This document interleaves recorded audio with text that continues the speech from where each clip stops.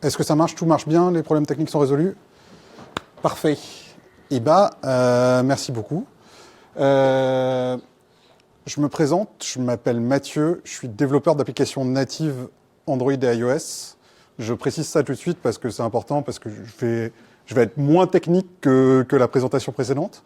En fait, quand Renaud est venu me voir et m'a parlé de BAM qui organise ce meet-up et qui voulait parler de delivery, je me suis dit c'est l'occasion de parler d'une autre facette de notre métier, une partie où on écrit moins de code, parce que le principal de notre métier c'est d'écrire du code, mais parfois on doit aussi vivre avec d'autres équipes, parler à des développeurs back-end, même parfois à du produit ou à des gens qui sont d'autres personnes de la boîte, et c'est de ça que je vais parler aujourd'hui. Je suis développeur natif depuis pas mal de temps maintenant, 2008-2009 pour le début. J'ai commencé ma carrière dans ce qu'on appelait à l'époque des SS2I. Mais maintenant, ça fait 7 ans que je travaille pour une application qui s'appelle Virtuo, où on fait de la location de voitures. Donc c'est bien, ça va être un peu complémentaire avec la présentation précédente. Là, je vais parler de code avec une histoire, avec une histoire un peu plus longue, avec des choix techniques qui sont peut-être un peu plus datés. Et chez un client final, où c'est nous qui prenons directement les décisions. Et donc, j'ai décidé de vous parler d'une problématique qui se pose sur beaucoup d'équipes, à mon avis. Une des modes aujourd'hui d'organisation, c'est d'utiliser des squads. On va revenir sur ce que c'est et quel impact ça a d'avoir des développeurs natifs. Les spécificités qu'il y a d'avoir des applications natives dans une organisation en squad. Je vous ai dit que j'étais dev. Du coup, attention, je vais utiliser des concepts, et c'est pas mon métier, je suis pas coach agile, je suis pas etc. Je vais utiliser des concepts tels que je les comprends moi, tels que je les vis au quotidien. Si c'est les mauvais noms, désolé. Et tout ça commence par vous donner un peu de contexte sur comment on marche pour vous expliquer quel problème on a. Déjà, ces concepts, ils sont basés sur un type d'organisation qui sont les feature teams et les impact teams. Alors, j'ai pas forcément compris la différence, mais globalement, qui travaille en squad aujourd'hui dans son équipe? Ok, très bien. Je vais juste vous faire un petit rappel de ce que c'est.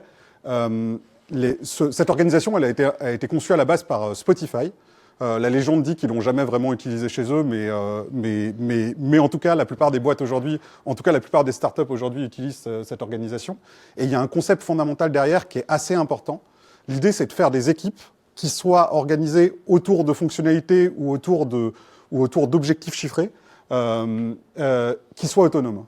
Et l'idée, c'est que les personnes qui sont le mieux à même de comprendre comment faire évoluer un produit, c'est aussi les développeurs, et il faut qu'ils soient autonomes pour pouvoir le faire. Ça, dans un monde idéal, dans un monde un peu bisounours, cette organisation, vous voyez, il y a des petits bonhommes en bleu, et ces petits bonhommes en bleu, ils sont capables de faire à peu près n'importe quoi dans une équipe. Forcément, nous, avec nos compétences de développeurs natifs, c'est un peu compliqué. On est très loin du modèle full stack et ça a posé des petits problèmes là-dessus qui sont très évidents. Et en fait, le sujet de ce que je vais vous raconter, c'est comment faire rentrer 2 développeurs dans 6 squads. C'est le fond du problème. Comment ça se décline chez nous? Ça, c'est vachement simple. Alors, en plus, ce que je vous présente, c'est notre organisation en 2022, parce que dans une entreprise, notamment en croissance, l'organisation, elle change tout le temps, donc il y en aura sûrement plus. J'ai pas encore les annonces, mais peut-être que on est en janvier en plus, c'est le sujet. Mais l'idée, c'est que l'équipe Tech and Product chez Virtuo, notre entreprise, elle est séparée en 2 tribes. Une tribe Customer qui va être séparée en 3 squads. Une qui va s'occuper de la recherche jusqu'au moment où on a une réservation, de la recherche de voiture jusqu'au moment où on a une réservation. Une qui va s'occuper de l'expérience utilisateur au moment où j'ai loué une voiture jusqu'à la fin où je la rends. Une équipe qui va se concentrer sur le B2B parce qu'on loue aussi à des entreprises. Il y a une deuxième grosse partie qui est la partie efficiency, dans lequel on va s'occuper des opérations. Alors les opérations, c'est nettoyer et convoyer des voitures. On va s'occuper de facturer les gens qui ont cassé les voitures. qui est un gros sujet, même si on aimerait bien l'avoir moins. Et le dernier sujet, c'est un sujet technique de connexion entre l'application mobile et la voiture, puisque une des spécificités de notre application, c'est que quand vous louez une voiture, vous allez la démarrer et vous allez l'ouvrir avec votre téléphone. Là-dedans, on a 6 équipes et l'équipe mobile, elle est beaucoup plus réduite que ça. Donc on a, ça c'est toute l'équipe mobile aujourd'hui. On a Adrien et Alexandra à gauche qui sont développeurs Android. On a Nicolas et Jonathan à droite qui sont développeurs iOS.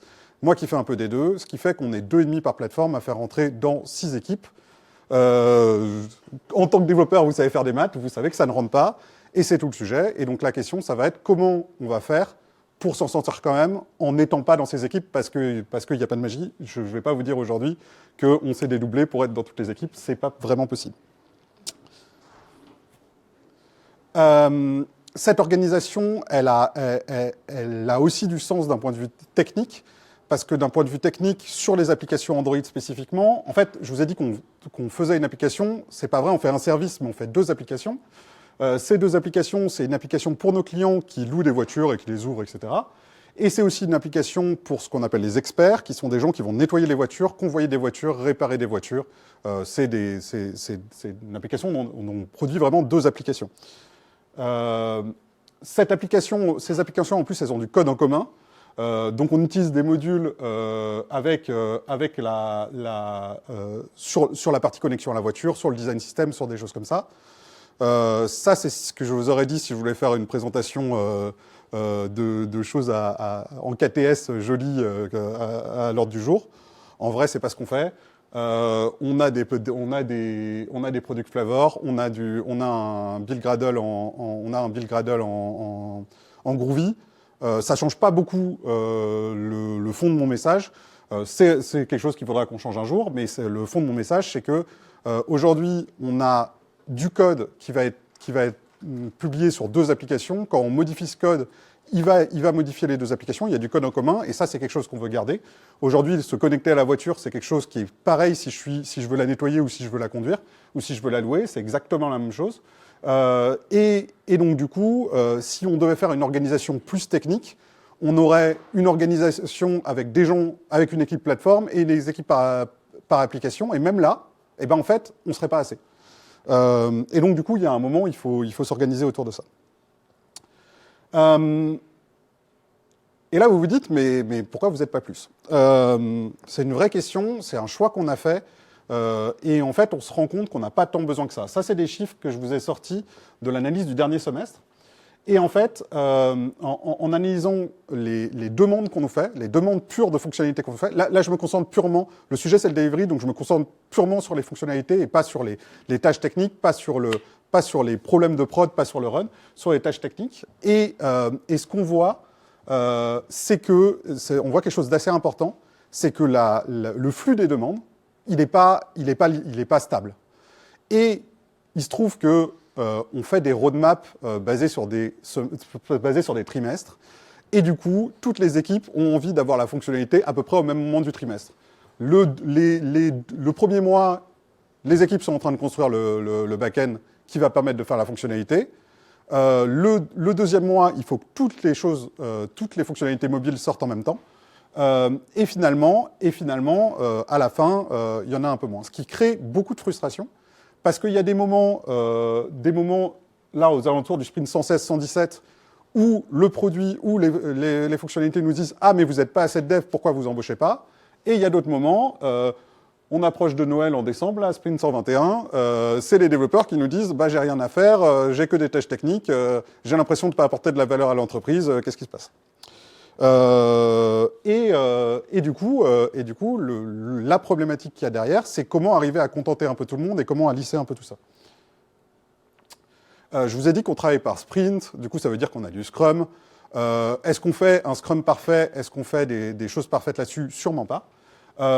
Mais ce qui est assez intéressant, ça c'est une copie. En plus on utilise Jira, vous allez voir.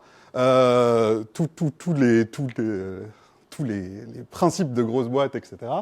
Mais ce qui est important dans notre process, on utilise tous le même Jira, et ça nous aide beaucoup. Toutes les équipes, toutes les squads utilisent le même Jira. Nous qui sommes un peu partout, ça nous aide beaucoup. Mais ce qui est important, c'est que là, ce que je vous ai montré, c'est un graphe de ce qu'on a au sein d'un sprint. Et avant le sprint, il y a des choses qui se passent. Notamment, il y a toute une étape de conception, et cette étape de conception, elle va d'une conception un peu fonctionnelle, to analyze in analyze. Il y a un sujet d'analyse technique qui va arriver avant d'entrer dans le sprint, un sujet de test writing dans lequel on a une équipe de QA qui va vérifier qu'il n'y a pas des effets de bord possibles et qui va formaliser ça. Et enfin, une période de refinement dans laquelle on va être prêt à prioriser toutes ces tâches et à pouvoir les entrer dans le sprint. Ce que je vous montre dans les demandes des différentes équipes, ce qu'il faut bien comprendre, c'est le moment où la tâche est prête à être développée, et donc une fois qu'elle est refined et que tout ce travail préliminaire a été fait. Et enfin, dernier point de cette très longue intro de contexte, c'est une problématique qui m'est apparue assez récemment. En fait, il y a à peu près un an, on a eu un nouveau directeur produit, un CPO, qui n'a pas fait sa carrière en France. Et moi, qui ai plus l'habitude de projets en France, il y a 15 ans, on avait des chefs de projet sur nos équipes. Après, on avait des PO sur nos équipes. Et là, on nous dit, je vous ai mis un lien d'une boîte qui s'appelle Tiga, qui sont les premiers que j'ai entendu parler de ce genre de sujet. Mais en fait, c'est un sujet assez français d'avoir ce besoin, d'avoir un chef, et que ce chef soit du côté du produit. Selon une vision, selon la vision que pousse ce nouveau, qui s'appelle Richard, selon cette vision que pousse Richard, le rôle du produit, le product manager, son rôle, c'est vraiment un rôle avant le delivery, et le delivery, ce n'est pas le travail du produit. Le product manager, il va identifier les besoins, il va définir des objectifs chiffrés, définir des façons de le mesurer, etc. Il va proposer des solutions, il va faire une roadmap à l'échelle du trimestre, et il va les annoncer, les porter aux utilisateurs finaux. Par contre, c'est le rôle de l'équipe technique de s'occuper du delivery en lui-même, et tout ce qui a trait au sprint, c'est du rôle de l'équipe technique. Alors, quand j'entends ça, je ne suis pas avancé parce que je me retrouve à cette fameuse problématique de on est moins, on doit gérer les gens entre eux. En fait, ça me tombe sur moi. Moi qui suis dev, qui ai l'habitude de faire des apps, je me retrouve à devoir régler ce problème qui n'est pas simple. Du coup, on a testé des choses et je vais essayer de vous raconter ce qu'on a testé, ce qu'on a bien fait, ce qu'on a mal fait et qu'est-ce qu'il faut retenir. Alors déjà, le fait d'être moins, parce que encore une fois, il n'y a pas de magie, on est moins, donc on n'est pas dans toutes les équipes, et ça pose des problèmes. Ces problèmes-là, ils sont de deux plans. Le problème, c'est un problème de communication, et c'est un problème de vie de l'équipe. Dans des équipes agiles classiques, où normal, où tout se passe bien, on a plein de rituels, on a des rétrospectives, on a des grooming, on a plein de rituels. Imaginez se taper 6 réunions par semaine, c'est impossible. Du coup, on est obligé de choisir, on est obligé de faire des choix, et pourtant, il y a besoin de maintenir ce lien, il y a besoin de choisir à quel endroit il faut être. Et le deuxième sujet, c'est que comme on n'a plus d'interlocuteur produit global, puisqu'on n'a plus une équipe, la squad n'est plus responsable d'une application, une application n'est plus quelque chose qui a du sens au niveau de l'organisation produit. Il y a des choses qui reviennent dans la responsabilité de l'équipe technique, et ça va beaucoup impliquer le début et la fin du sprint, et ça va devenir la responsabilité de l'équipe technique. Et on va en parler. Alors déjà, le premier constat à faire, c'est que je vous ai dit qu'il y a 6 équipes, mais en fait, les 6 équipes ne se valent pas. Et les 6 équipes ne se valent jamais parce que tout le monde n'a pas les mêmes besoins. On a clairement une équipe qui a beaucoup plus de besoins mobiles, alors qui n'a pas plus de besoins en général, mais qui a plus de besoins mobiles. C'est l'équipe qui s'occupe de la partie entre le moment où j'ai loué ma voiture et le moment où je la rends. Parce que là, il y a plein de choses qui se passent dans l'application. Il n'y a même pas de site web qui est accessible à ce moment-là. Tout se passe dans l'application, et donc il y a plus de besoins là-dessus. L'équipe qui s'occupe des opérations, vu qu'elle a une application à elle, a aussi des besoins. Mais par contre, sur la partie paiement, on a beaucoup moins de besoins. On a des besoins très ponctuels, mais on en a beaucoup moins souvent. Et c'est la même chose pour la partie B2B, la partie dédiée aux entreprises. Normalement, les entreprises, la plupart des interactions différentes des clients normaux qu'ils vont avoir, c'est sur le site web. Et donc voilà. Et ça nous permet de faire un choix. Et ce choix, c'est de griser 2 équipes, parce que c'est quand même vachement plus simple. Et donc, du coup, faire entrer 2 personnes et demie dans 4 cases, c'est plus simple que de le faire entrer dans 6 cases. Mais on y reviendra. Et ce qu'on a décidé de faire, c'est assez simple, c'est qu'on a mis des gens dans les cases, en se disant qu'une personne est maximum dans 2 cases, parce que sinon, ça fait vraiment trop de réunions. Et vu que la répartition, elle n'est pas aussi simple que ça, la charge de travail n'est pas aussi simple que ça, on a vraiment fait ça juste d'un point de vue communication et d'un point de vue façade. On a fait un truc de dev, on a construit une API et on a caché à tout le monde ce qu'il y a derrière.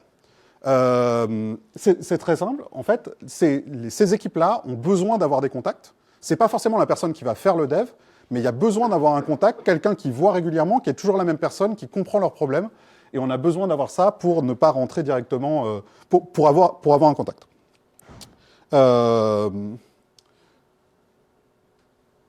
Et ensuite, passons sur la responsabilité. Une des grosses problématiques de quelque chose qu'on demande au produit et de la responsabilité, c'est la fin du sprint. Pour résoudre ce problème, et ce problème de quand est-ce qu'on fait une version des applications mobiles, on a décidé de trancher, on a fait un choix assez fort qui est d'utiliser un outil qui est assez connu du monde de l'agilité, des coachs agiles, etc. C'est le release train. Le concept d'un release train, c'est de se dire que quand une fonctionnalité, qu'on a un train qui passe toutes les 2 semaines, alors nous, comme on loue des voitures, on va plutôt dire une voiture qui passe toutes les 2 semaines, mais l'idée est la même. On a une voiture qui passe toutes les 2 semaines. Si une fonctionnalité est prête sur étagère, elle va la prendre, elle va la mettre dans l'application, et on va la sortir.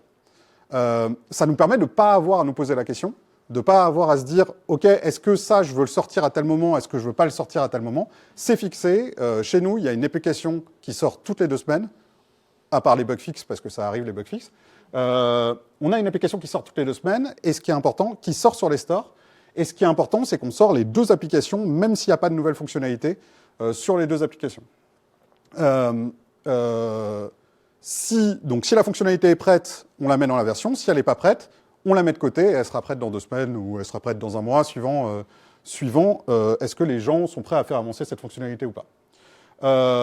Et du coup, ça va déterminer globalement le numéro de version de nos applications. S'il y a une nouvelle fonctionnalité ou au moins une nouvelle fonctionnalité un peu majeure, on va faire une version mineure en changeant le 2e chiffre. Sinon, on fait juste un patch. Mais ce qu'on se dit, notamment parce qu'on a du code commun entre nos applications, même si quasi rien n'a changé, on se force à sortir des applications. Et du coup, ça résout ce problème de la responsabilité. On n'a plus à attendre du produit pour savoir si on va sortir une version ou si on ne va pas sortir une version. Ce que je vous présente là, c'est directement tiré de notre Notion. C'est exactement ce qu'il y a sur notre Notion, c'est notre planning. Ce qu'on fait dans un sprint, c'est qui commence les mercredis, nos sprints, parce qu'ils commencent le mercredi. Le mercredi, qu'est-ce qu'on fait? On commence notre sprint, on va développer, jusqu'au au bout d'une semaine et demie, le vendredi, on se fait un petit point, parce que ça c'est très beau, mais il y a un moment, il faut prévenir les gens, il faut leur dire attention, vous avez encore 2 jours pour tester ou pour valider des choses, parce que sinon ça ne peut pas sortir. Donc on fait ce petit point le vendredi, on va revenir sur ce point parce qu'il est assez important. Le mardi suivant, donc au bout de 2 semaines, on crée un release candidate. Ce release candidate, il est figé. Le mercredi, on ne fait rien parce qu'on a des réunions, puisque c'est le début du sprint, vous connaissez ça. On est tous surtout quand on est dans plusieurs équipes, on est tous en réunion, c'est normal. Et le jeudi et vendredi suivant, on a l'équipe QA qui fait des tests de non-régression complets sur les 2 applications, parce qu'il y a des choses qui ne sont pas automatisables, parce qu'il y a des choses qui ne sont pas automatisées aussi, mais alors qu'elles pourraient l'être. Mais voilà, ce qui nous permet d'avoir un build définitif, on fait des corrections, ce qui nous permet d'avoir un build définitif le vendredi soir, c'est pratique, on le soumet à Google, on le soumet à Apple.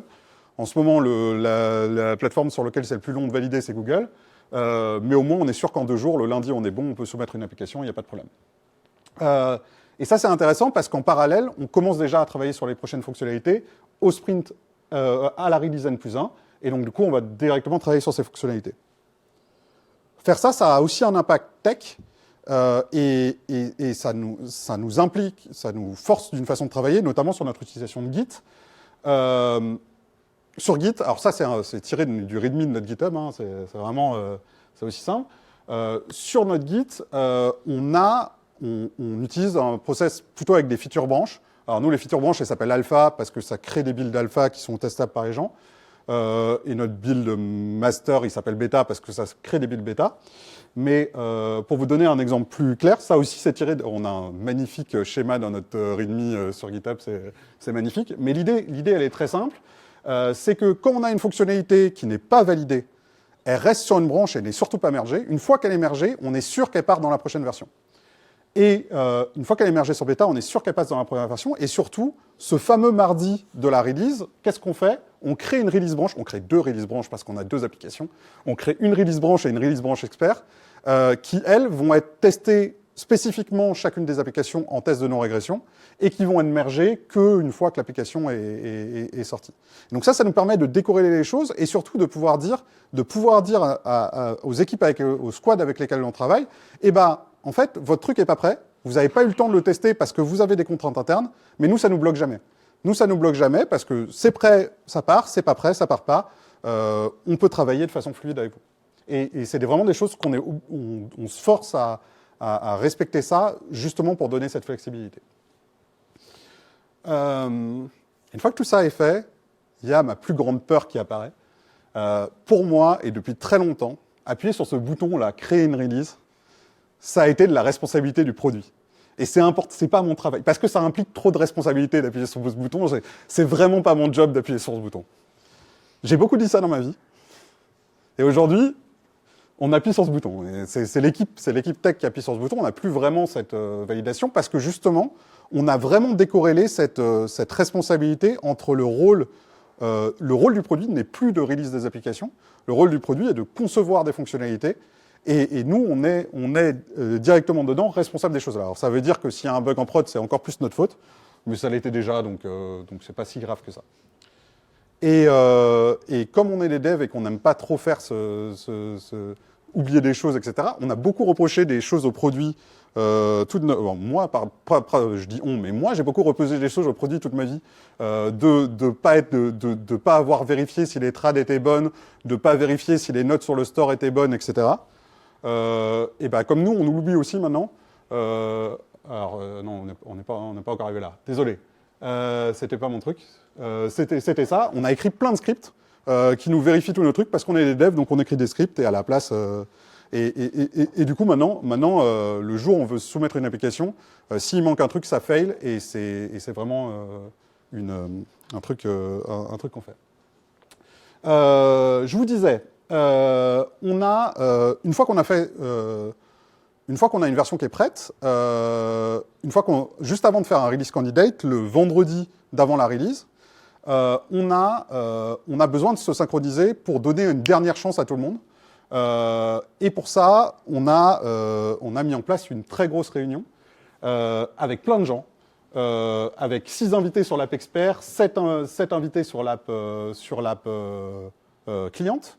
Le but, c'est de déterminer ce qu'il y a dans la version, le périmètre, de déterminer ce qu'il y a dans la version et de créer le text marketing, la release note. Petit à petit, on a fait ça toutes les 2 semaines. Petit à petit, il y a moins en moins de personnes qui venaient. On en est arrivé à ça, c'est celle d'avril, où on avait très peu de personnes, on avait plus que 4 participants, on avait de moins en moins de participants, et du coup, personne n'avait envie de venir ici, et personne n'avait de choses à dire à cette réunion. Et en fait, on s'est rendu compte que cette réunion, elle n'est pas si utile que ça, et on l'a remplacée par un message Slack. Alors, je vous ai exprès sorti un très vieux message Slack, parce que le fait d'utiliser ce format de message Slack a beaucoup évolué la façon de faire les choses.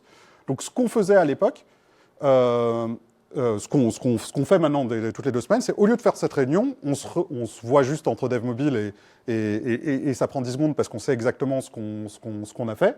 Mais on liste tous les sujets qui sont capables de sortir sur cette version. Ceux qui sont prêts, on met une petite coche et on met un petit emoji qui tourne pour ceux où on attend des gens. Parfois, on attend nous-mêmes parce qu'il y a du dev à faire. Parfois, on attend que quelqu'un le teste, que quelqu'un valide quelque chose. J'en ai pris un très vieux parce qu'en fait, si vous en prenez un plus récent, ils ont quasi tous des checks verts parce que le fait d'avoir mis en place ce processus, même si les gens ne viennent pas à la réunion, ils regardent quand même et ils intériorisent ce process de 2 semaines et du coup, les choses elles sont prêtes. Et du coup, c'est beaucoup plus simple. Sur les tests, sur ce genre de sujet. Il y a une autre chose qu'on a complètement repris de notre côté sur ce sujet-là aussi, c'est sur la note de version. Pour moi, la note de version, c'est le produit qui doit déterminer ça. C'est son rôle de déterminer qu'est-ce qu'on veut dire aux gens, alors qu'en fait, on a trop tendance à confondre ce que fait le produit et ce que fait le marketing. Le sujet de la note de version, c'est un sujet purement marketing. Et quand on a des nouvelles fonctionnalités, eh ben on va voir directement le copywriter de la boîte. On le tag dans le thread Slack. On le tag Valentin, le copywriter de la boîte. On a mis ça, ça et ça dans la nouvelle version. Écris-nous quelque chose en 11 langues. Et voilà. Et du coup, on n'a plus qu'à le faire. Le fait de le dire à mon PM, qui va lui dire, qui va lui expliquer, c'est juste de la perte d'information, de la perte de temps pour tout le monde. Et on a supprimé tout ça. Ça, je voulais montrer. Alors, au début du sprint, il faut déterminer qu'est-ce qu'on va pouvoir faire, parce qu'il y a un moment, on a quand même besoin de planifier un peu, de savoir ce qu'on va pouvoir faire, etc. Et la première chose, la première difficulté de ça, c'est que comme on est un peu dans toutes les équipes, on n'a pas de mesures. Et Jira est pas capable de nous sortir des mesures directement, parce qu'on est un peu répartis partout. Du coup, on a construit un petit outil web au-dessus de Jira qui nous permet de déterminer un burn down chart, un sprint avec des points par équipe, par squad, donc par tribe, par squad, et par un truc un peu transverse qu'on a appelé un chapter, et ce qui nous permet de savoir, de calculer notre vélocité précisément, et de savoir à peu près s'engager sur des choses, de qu'est-ce qu'on est prêt à engager, etc. Du coup, au début de sprint, en ayant tout ça, on a décidé de faire une réunion avec d'abord tous les PM et moi, parce qu'on avait besoin de déterminer quelles sont les priorités des gens et arriver à mettre ça. Cette réunion, il y avait 12 personnes. Et après, on s'est rendu compte que les PM, c'était pas forcément les bonnes personnes pour le faire. Donc, on a invité les tech leads à la place, parce qu'ils avaient plus de connaissances. Après, on s'est rendu compte que les tech leads, c'était pas non plus les bonnes personnes. Donc, on a invité les deux. Et du coup, on a fait une réunion à 18 personnes où il y a 2 personnes qui viennent. La dernière, elle date du 27 décembre. Grande nouvelle, on a décidé de supprimer cette réunion aussi. Et ça, c'est la grande nouveauté du moment. En fait, cette réunion, elle sert pas forcément à quelque chose. Il y a un moment où il faut prendre des décisions. Et finalement, de priorités entre les choses, de discuter. Et cette décision, elle peut être prise par l'équipe technique. Et en fait, pour que ça marche, le bon niveau d'endroit, le bon endroit à le prendre, c'est l'équipe technique. Et pourquoi ça doit être simple? Parce qu'en fait, cette réunion, elle est placée au mauvais endroit et le débat, il est placé au mauvais endroit. Cette réunion, elle est dans notre fameux board Jira avant le sprint. Elle est placée à ce moment-là, au moment du refine. Et en fait, au moment du refine, tout est déjà décidé, on a un peu tout fait. Et le vrai sujet et le vrai goulot d'étranglement de toute équipe, il est avant. Il est au moment où on va déterminer si c'est possible, au moment de la tech analysis. Et le problème, il est plus là. Et donc, finalement, c'est plus le fait d'avoir des contacts qui soient disponibles, qui soient directs, qui permet de faire avancer les choses. Voilà. Qu'est-ce que vous allez pouvoir retenir de cette présentation dans laquelle il n'y avait aucune ligne de code à part des fausses lignes de KTS, et qu'est-ce que vous pouvez utiliser chez vous? Ça, c'est une devise un peu chez moi dans pas mal de sujets. Je pense que dans ce sujet, comme dans d'autres, et comme dans le code, le plus important, c'est d'être pragmatique et de faire des choix simples. Ce que j'ai appris principalement, c'est qu'on a des habitudes qui nous viennent de notre façon de travailler, peut-être de notre culture, de parce qu'on travaille en France, etc. Peut-être d'habitudes plus personnelles, mais il ne faut pas avoir peur de supprimer cette habitude. Et notamment, cette règle de c'est le produit qui appuie sur le bouton publier, c'est un truc auquel j'ai beaucoup de mal à me défaire. Et en fait, ça tombe sur le sens quand on le sait. Il faut automatiser, parce que tout ce qu'on a reproché au produit de ne pas faire, on ne le fait pas non plus. Sauf que nous, on a la capacité d'automatiser, donc faites des scripts, comme ça vous n'oubliez plus les choses. Ça sert à rien de faire des réunions. Si la solution à votre problème, c'est d'organiser une réunion avec plein de personnes, c'est sûrement que c'est pas la solution à votre problème. Par contre, il faut créer des liens humains, et juste le fait de mettre sur un organigramme des gens qui sont des contacts, ça aide beaucoup à faire avancer les choses. Il faut surtout, et ça c'est la raison principale de cette fameuse réunion, c'était de ne pas oublier les petites équipes. Alors quand je dis petites équipes, c'est pas petites équipes, c'est équipes qui n'ont pas beaucoup de sujets mobiles. Je précise parce que sinon, s'il y en a qui me regardent, ils vont se fâcher. C'est aussi important, mais c'est moins mobile. Il ne faut pas les oublier. Et si on ne fait pas de réunion pour le faire, on est obligé de faire l'effort d'aller les voir régulièrement et d'aller les voir régulièrement pour leur demander s'ils ont des sujets. Parce que sinon, eux, ils ont l'impression que c'est une montagne et c'est une montagne à faire. Et souvent, leurs sujets, ils ne sont pas si compliqués que ça parce qu'ils n'ont pas l'habitude de travailler avec les mobiles, en fait. J'ai dit beaucoup de mal des squads dans notre contexte, etc. Et en fait, je reste persuadé que les squads, c'est une bonne organisation et c'est important d'avoir ces équipes autonomes. Je pense que les devs sont les meilleures personnes pour comprendre comment faire évoluer un produit parce qu'il y a des choses qui sont simples, il y a des choses qui sont simples à coder qu'on ne peut pas comprendre quand on est utilisateur. Et souvent, c'est ça qu'il faut prioriser parce que c'est ça qui va avoir le plus d'impact. Là, je vous ai parlé de delivery. Il y a d'autres sujets qu'il ne faut pas oublier parce que quand on est dans cette routine, quand on est dans ça, on oublie de faire les sujets tech. La migration KTS, la migration en submodule plutôt qu'en flavors, c'est quelque chose qu'il faut faire et c'est quelque chose qu'il faut mettre de côté. Il faut se forcer à faire aussi parce qu'on est trop vite emporté par le flux, sachant qu'en plus, en parallèle de ça, on a les bugs de production qu'on doit gérer et donc c'est des choses... Il faut mettre tout en parallèle et ça rajoute de la complexité à toute cette organisation que je vous ai donnée. Et enfin, je vous ai parlé de dev natif parce que je pense que c'est particulièrement spécifique, de dev mobile natif, c'est particulièrement spécifique à ça, mais on n'est pas les seuls à avoir ce genre de problème. Je pense que les devs natifs, ils ont deux particularités très intéressantes. La première, c'est qu'ils sont beaucoup moins polyvalents. On pourrait, si on voyait le verre à moitié plein, on dirait qu'ils sont beaucoup plus experts. Je préfère cette formulation, mais oui, les devs mobiles sont beaucoup plus experts. Mais du coup, ça pose des problèmes dans ce genre d'organisation. Et la deuxième spécificité du développement mobile, c'est qu'on a des contraintes de mise en production qui ne sont pas les mêmes que sur du web. On ne peut pas faire du continuous delivery, on met 5 fois par jour en ligne notre site, etc. On a des contraintes qui sont liées à nos technologies. Mais il y a d'autres équipes qui ont le même genre de contraintes. Peut-être que l'expert chez vous, c'est pas un développeur mobile natif, c'est un DevOps ou c'est un data scientist qui a besoin de travailler sur un algorithme de prix ou c'est des genres de choses comme ça. Voilà, il faut prendre un peu de recul sur cette organisation, même si ça a beaucoup d'avantages. Merci de m'avoir écouté.